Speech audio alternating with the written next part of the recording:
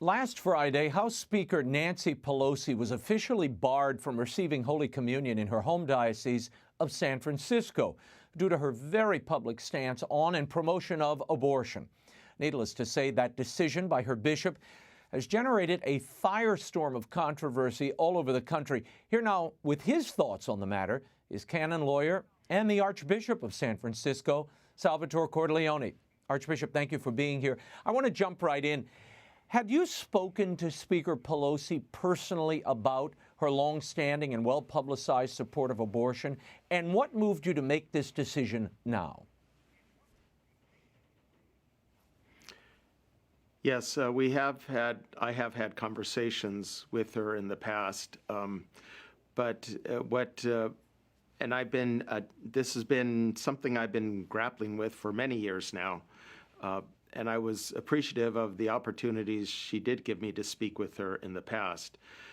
But then after Texas passed Senate Bill 8, the so-called heartbeat bill, prohibiting abortion after detection of a fetal heartbeat, that's when she vowed to codify the Roe decision in federal law, essentially granting unfettered access to abortion for all 9 months of pregnancy.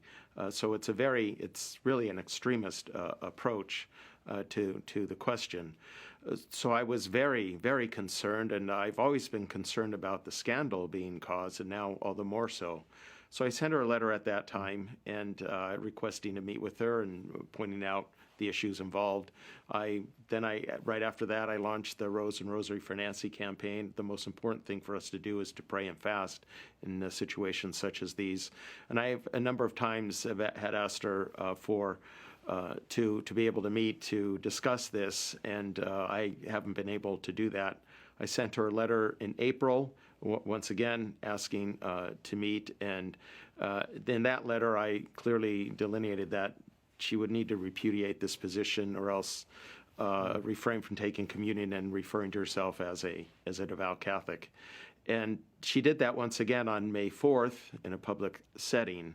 So I once again contacted her office hoping to be able to meet with her because it was a direct violation of what I had asked. I thought I could not then step back at that point. So that's why it happened when it did.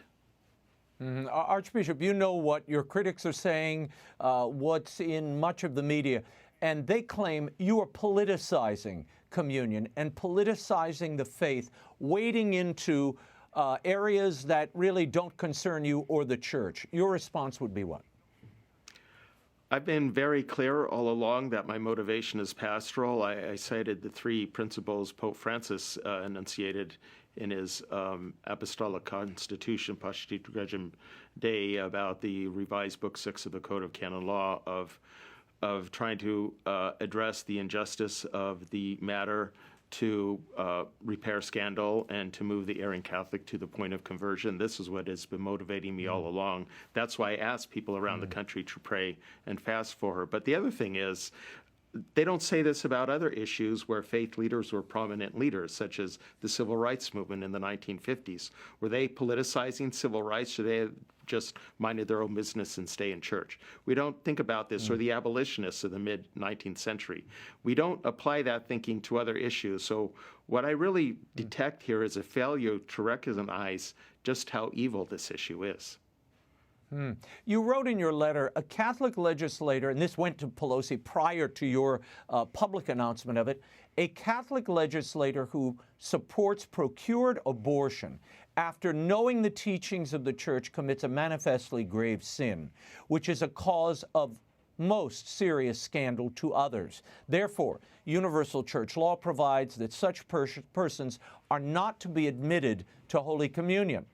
You are not to present yourself for Holy Communion, and should you do so, you are not to be admitted to Holy Communion until such time as you publicly repudiate your advocacy for the legitimacy of abortion and confess and receive absolution of this grave sin in the sacrament of penance. Have you received any response from Nancy Pelosi? Or is the fact that she presented herself to communion in Washington, D.C. after your commentary, is that her response?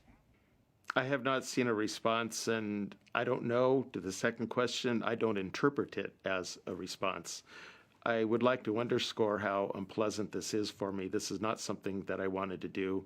And I knew people were going to berate me for doing this and would not believe me when I say I'm not politically motivated. I'm interested in advocating for justice and for her own spiritual good. That's my primary motivation. So it's something that's unpleasant. I'm certainly not relishing doing this, but I was following the advice that then Cardinal Ratzinger gave the U.S. bishops in 2004 about having these conversations, try to help the politician understand. He mentioned specifically the issues of abortion and euthanasia.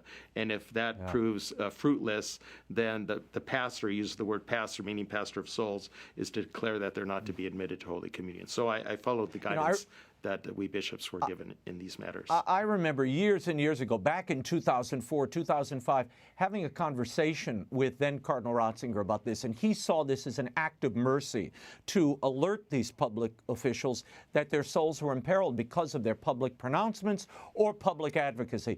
Now, in an interview with MSNBC's Morning Joe, Speaker Pelosi was asked about being barred from communion, and she dropped this. Please listen. I wonder about death penalty, which I am opposed to. So is the church, but they take no action against people who may not share their view. So we just have to be prayerful. We have to be respectful. I come from a largely pro-life Italian-American Catholic family, so I respect people's views about that, but I don't respect us foisting it on to others. Now, our Archbishop has been vehemently against LGBTQ rights too. In fact, he led the way in some of the initiatives on the ballot in California. So this decision taking us to privacy and precedent is very dangerous in the lives of so many of the American people. Archbishop, your reaction to that taking us, I don't quite understand the construction here, but that you're taking us from privacy and precedent is dangerous to the American people. First of all, do you know what she means there, and your reaction? What I interpret her to mean is that this principle can be applied to other issues.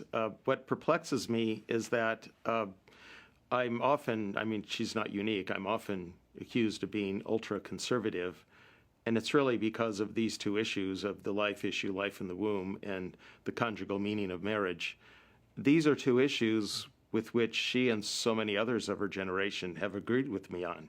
Back when she was a young lady and people of her generation were young, and nobody had a concept that marriage could be other than a man and a woman. The controversy was interracial marriage, but not that you needed a man and a woman to make a marriage.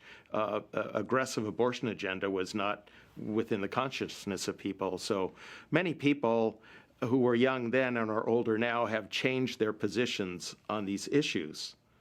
But they used to agree with, I have not changed my positions. It's something we used to agree on.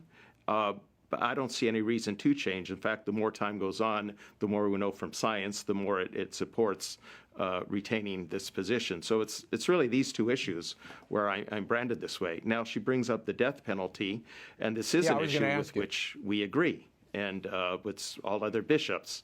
But death penalty has a whole other set of considerations. Death penalty it's a flawed, I'm convinced that it's a flawed process, but theoretically, it's not killing an innocent human life, which abortion does. Of course, that's part of the flaw, because if there's a mistake, there's no way to repair the damage that's been done. So it's not the same thing because it's not an intrinsic evil in the sense of taking an innocent human life. It is flawed in other ways, and I agree with her. We should abolish it, but it's each issue, has its own unique set of considerations. But Archbishop, Nancy Pelosi's point here is, why not ban those who support the death penalty publicly from communion? And you would say what to that? The death penalty is not what we call in moral theology an intrinsic evil. It's because, again, as I said, theoretically it's punishing someone who is guilty of a very serious crime. The church has allowed it in the past. It's not something that is a part of the church's magisterial teaching, as would be the taking of innocent human life in the examples of abortion and euthanasia. It's nonetheless a serious life matter. It's something we need to be dedicated to. And it just shows that a measure like this has to be very rare and only in the most egregious types of situations. So it's not something we can sort of apply to whatever issue we particularly feel passionate about. Yeah, and it's really not proportional either, given the number of abortions and the number of people who die vis-a-vis capital punishment, particularly today where it's outlawed in many states. It's a minuscule number of people we're talking about. Yes, nonetheless, lives are being lost to it. But if you look at it surely from a numbers perspective, that's true. But I don't think it can be limited to that. Sure. On ABC's The View this Monday, armchair theologian and sometime nun, Whoopi Goldberg of Avila, had this to say about your decision to bar Nancy Pelosi from communion. Listen. The Archbishop of San Francisco is calling for Speaker Nancy Pelosi to be denied receiving communion because of her pro-choice stance. He's one of the priests who also called for President Biden to be denied sacrament. This is not your job, dude. That is not up to you to make that decision. What is the saying? It's kind of amazing. But what is the point of communion, right? It's for sinners. It's for sinners. It's the reward of saints, but the bread of sinners. How dare you? So, Archbishop, is it your job, and what do you make of her communion argument? Well, I wonder where she studied her theology, for one thing.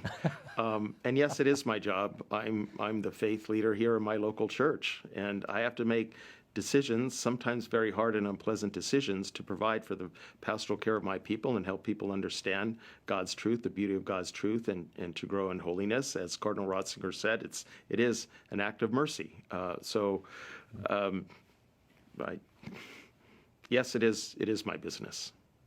Yeah, what do you make of this communion argument? I hear this a lot, that, and they quote Pope Francis, that, this is not the reward for sanctity, but the bread of sinners, communion, and therefore it should be open to all. You would say what?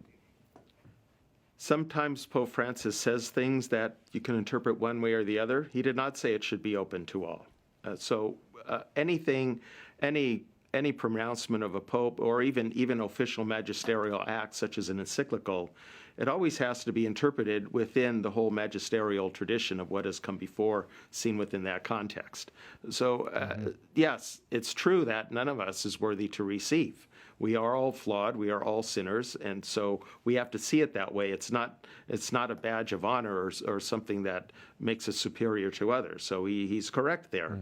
But the church has always understood that one must be properly disposed, what we traditionally say in a state of grace, in order to receive Holy Communion. Pope Francis certainly did not say anything to deny that basic teaching of the church. But it is a healthy reminder that at the heart of it, in this other sense, we are all unworthy, but the grace of Christ can make us worthy if we cooperate with that grace and trying to live a virtuous life and availing ourselves of the sacraments, especially the sacrament of penance.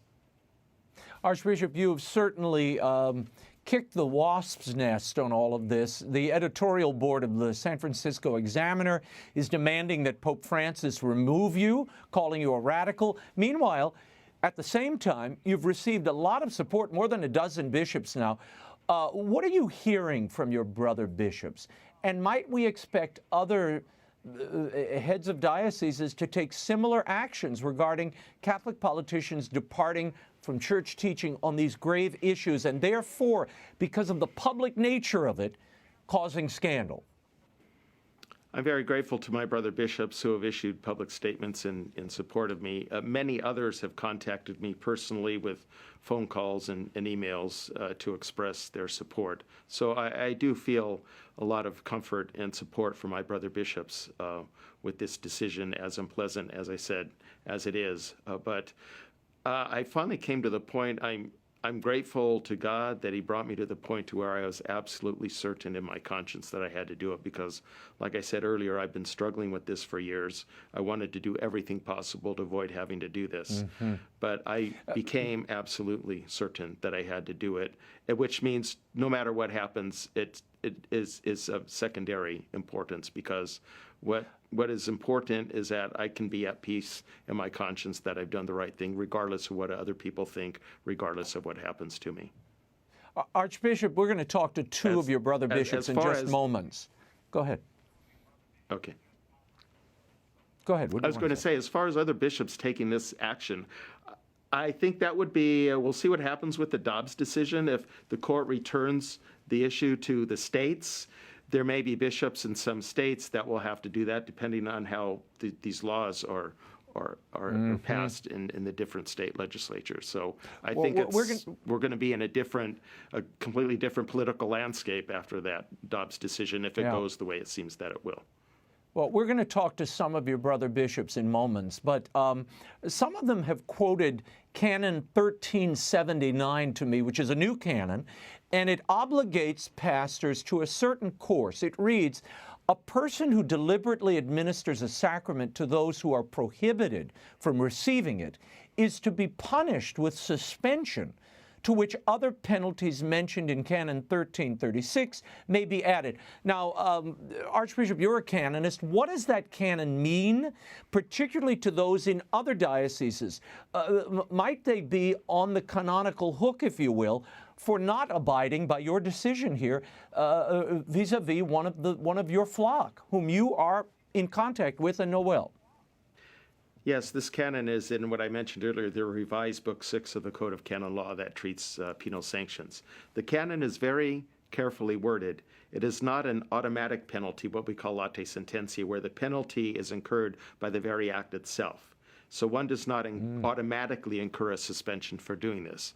Rather, it calls upon the bishop to impose a suspension. So it allows some discretionary latitude for the bishop. So a bishop in a diocese who has pronounced that this will be observed in his diocese, even in that case, he may decide not to impose a suspension if someone gives their communion, depending on the circumstances. If someone is afraid or intimidated or not sure or something like that, versus someone who's being openly defiant. So those are two kind of different situations. So it does allow the bishop some degree of some latitude for discretion. It also leaves bishops have to decide for their own diocese. Bishops have the pastoral governance of their diocese, and a bishop in his own diocese can decide if he's going to order that this be observed, or if he remains silent, or he can decide for himself in his diocese what to do about it.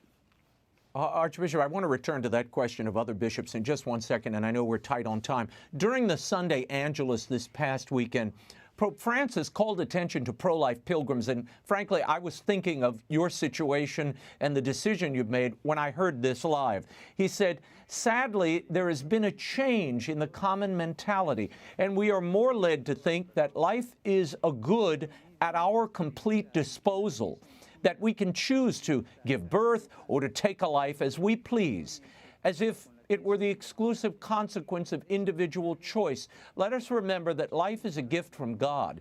It is always sacred and inviolable, and we cannot silence the voice of conscience. What did you think when you heard that? Pope Francis is true to form. He's been a very vocal advocate for life in every stage and condition, including life in the womb. There are some people who would like to portray him as sort of downplaying the seriousness of this issue, but he has never done that. It's part of what he refers to as the throwaway culture, right? This is very much along the line of his thinking, what he says here about this throwaway culture where we demean and dispose of human life that might seem inconvenient to us. So he's perfectly consistent in his teaching here.